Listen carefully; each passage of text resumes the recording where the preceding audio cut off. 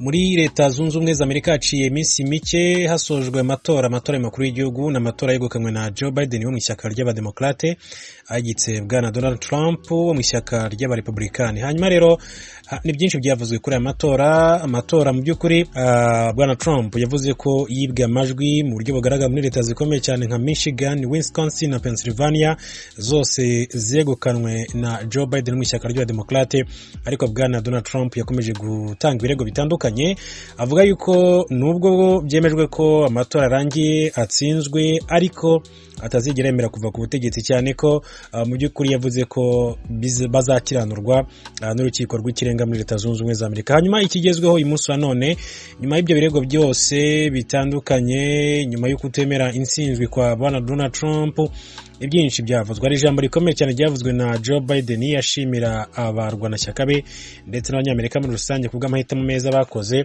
ariko ntabwo ariko bimeze kwa bwana Trump. Ikigezweho uyu munsi wa none ahubwo ukuriye ubutabera, minisitiri w'ubutabera akaba yategetse ko hakorwa iperereza ku matora aherutse kuba mu gihugu cya leta zunze ubumwe za Amerika.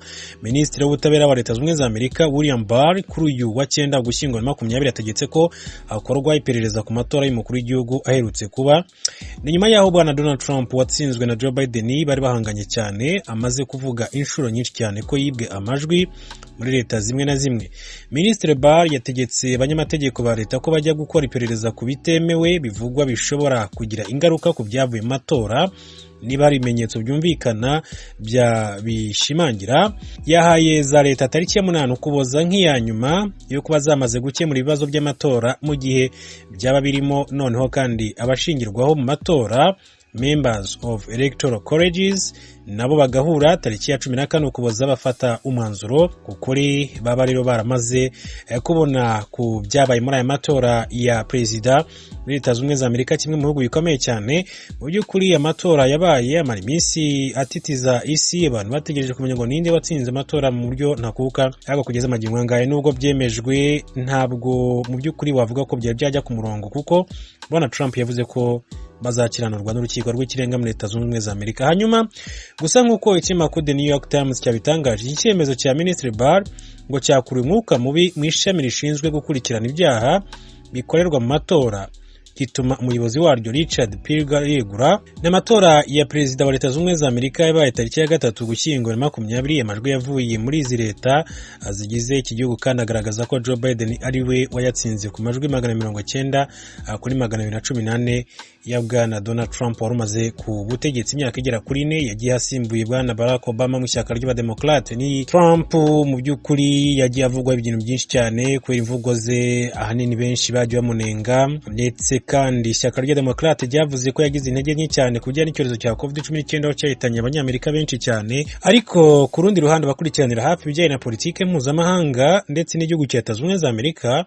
bavuga ko bwana Trump ashobora kuba mu by'ukuri yaragiye avugisha ukuri, nta gihe yigeze ashyira ku mubano we n'ibindi bihugu bitandukanye, ndetse kandi nabwo yigeze yivanga mu mibanire y'ibindi bihugu bitandukanye, ku buryo hari abamushimira icyo kintu, cyane cyane nko ku mugabane wa Afurika. Bundi bivuga ko ku butegetsi bwa Donald Trump hatanzwe agahenge ku bakuru b'ibihugu bo ku mugabane wa Afurika. Hanyuma rero reka tuve muri Amerika tunyure muri Nigeria gato turebe n'iki kiri kwavugwa. Biravuga ko banki nkuru yajyanywe mu rukiko kubera kwandika icyarabu ku noti. Umunyamategeko wo muri Nigeria yajyanye mu rukiko banki nkuru y'iki gihugu kubera icyarabu cyanditse ku mafaranga asanzwe akoreshwa muri iki gihugu azwi nka naira. Umunyamategeko uzwi ku mazina ya Malcolm Omilobo avuga ko kwandika icyarabu ku mafaranga akoreshwa muri Nigeria biyagaragaza nk'igihugu gishingiye kuri Islam mu gihe itegeko nshinga ry'iki gihugu atariko ribigena. Ashingiye kuri ibi, Omilobo yasabye urukiko ko rwategeka banki nkuru y'igihugu gukuraho aya magambo y'icyarabu ikayasimbuza ari mu rurimi rw'icyongereza cyangwa rumwe mu ndimi eshatu zikunzwe gukoreshwa cyane muri Nigeria arizo Hausa, Yoruba na Igbo. Nubwo umunyamategeko yifuza ibi, Banki Nkuru y'Igihugu yo yavuze ko kwandika Icyarabu ku mafaranga yabo ntaho bihuriye no kuba igihugu gishingiye kuri Islam. Omirobo yifuza ko kandi amagambo y'Icyarabu yanakurwa ku kirango cy'igisirikare cya Nigeria. Nubwo Nigeria ikoresha Icyongereza nk'ururimi rw'igihugu, abaturage bo mu bice bitandukanye bavuga indimi zitandukanye, barimo nabo mu majyaruguru bavuga Icyarabu nk'uko bikomeza kugenda bivugwa. Rega duce muri Ukraine biravugwa yuko perezida w'iki gihugu witwa Volodymyr Zelensky yatangaje ko yanduye icyorezo cya COVID-19 gikomeje kwibasira benshi cyane. Zelensky imyaka 42 abinyujije ku rukuta rwe rwa Twitter yavuze ko agiye gukomeza inshingano z'umukuru w'igihugu ariko mu buryo bw'ikoranabuhanga kuko ari mu kato. Yagize ati ubu meze neza kandi ndakomeza inshingano zanjye nk'uko bisanzwe ariko mu buryo bw'ikoranabuhanga. Ndi mu kato, mfite umuriro wa 37.5. Abantu benshi cyane barwaye COVID-19 barayikize, nanjye ngomba kubicamo nk'uko perezida bivuze. Volodymyr Zelensky kandi yanduye icyorezo nyuma y'amezi make yarashize umugore we Olena nawe acyanduye. Uyu mukuru w'igihugu kandi ku itariki ya 9 Ugushyingo yaraherutse kuvuga ko Ukraine ishobora gusubira muri guma mu rugo izajya yubahirizwa gusa muri weekend kugira ngo hirindwe imbaraga zikomeye cyane ishobora kugira ku bukungu. Minisitiri w'ubuzima wa Ukraine Maxim Stepanov mu cyumweru gishize yabwiye inteko ishinga amategeko ko igihugu cyiteguye guhangana n'ibihe bidasanzwe. Yagize ati keneye kwitegura ibi bihe bigoye cyane, ntabwo byoroshye kujya mu yindi guma mu rugo.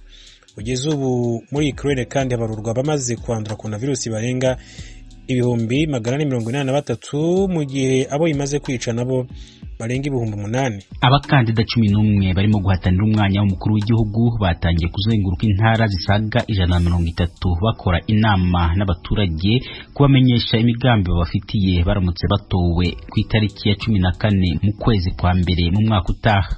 Perezida Yoweri Museveni w'imyaka 75 kandi umaze imyaka 35 ku butegetsi yatangiye yiyamamariza mu karere ka Ruwero, ari naho yatangiriye intambara yamugejeje ku butegetsi mu mwaka wa 1986.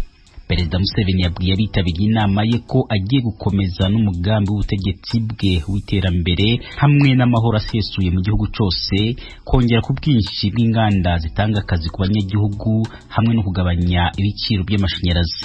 Mu bandi biyamamaje, umuhanzi wahindutse umunyapolitike Robert Kyagulanyi uzwi cyane nka Bobi Wine we yahereye mu karere ka Arua mu majyaruguru ya Uganda, avuga ko ibibazo Uganda ifite byose bitakemurwa wabiteye Perezida Museveni akiri ku butegetsi.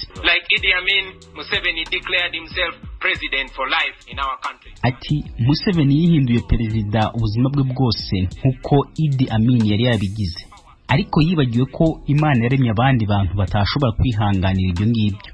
Abantu b'urugero rwanje biyemeje guhagarika ubutegetsi bwawe bw'igituza bw'imyaka 35.